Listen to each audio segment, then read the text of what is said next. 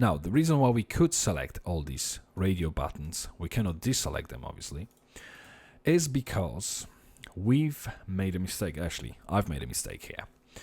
Name for radio buttons, if you only want to have selected one, if you want to allow one selected at any given time, then we cannot really pass the same number as ID of the specific record. We only pass the same name for all of the radio buttons. So that's why we remove, as you can see, if I go back, we have name, then hash, and the ID, which means every single radio button would have its unique name.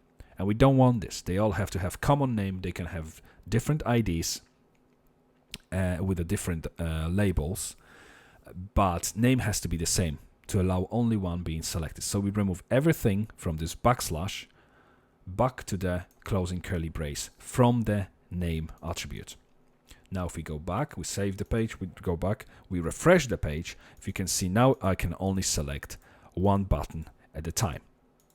So that's this problem selected. Now if we click on the previous button, nothing happens. If we click on the next button, nothing happens, obviously.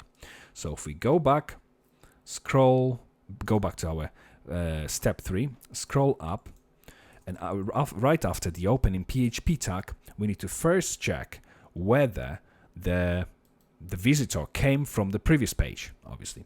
If they didn't, if they jump in, then we want to redirect them back to the previous page.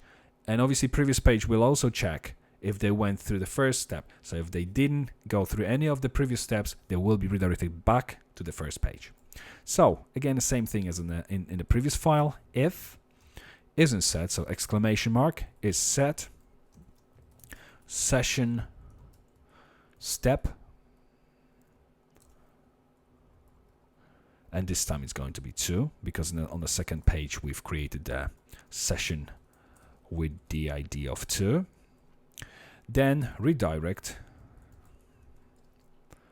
and we're going to redirect them to the previous page, which is p equals submission form s equals interest.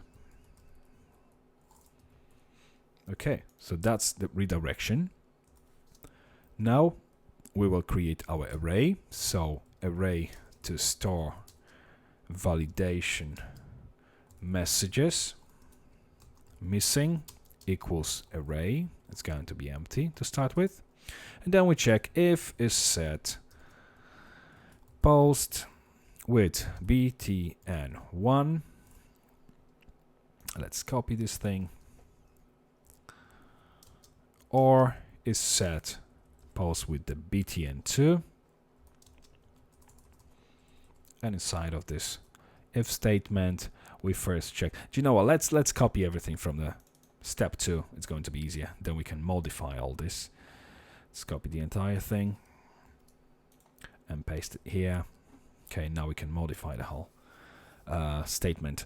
We don't need this interest and for each first one, so we can remove this. We only check if the post button has been set, button 1, then unset, button 1, and the submission will be redirection if they've pressed the button 1, which is previous, will be the same as the one where we redirecting the user when they haven't been having gone from the previous page, having come from the previous page. Okay, so this is the interest page. Then we check button 2, unsetting the button 2. Now, what we'll do here is we're going to actually check whether they've selected any of the radio buttons. So if isn't set post color, then what we want missing color equals required color, which is the validation message from the required array, put it inside of the missing array.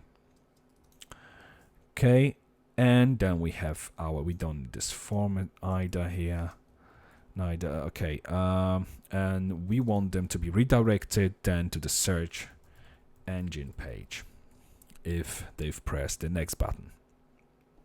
Okay, then we have if is missing array is empty, Then we want to convert all our posts, which will be only one value and one field from this color form.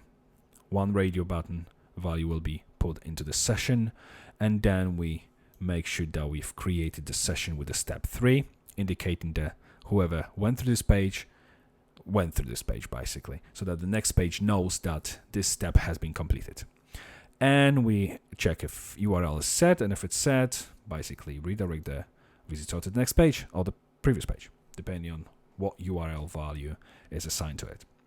Okay, so let's give it a try.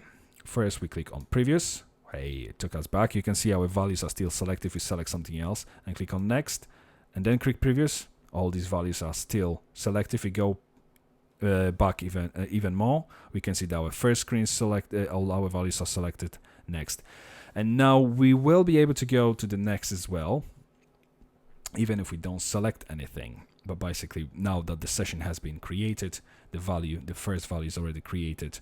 So if we go back, we also need to display a validation message, obviously.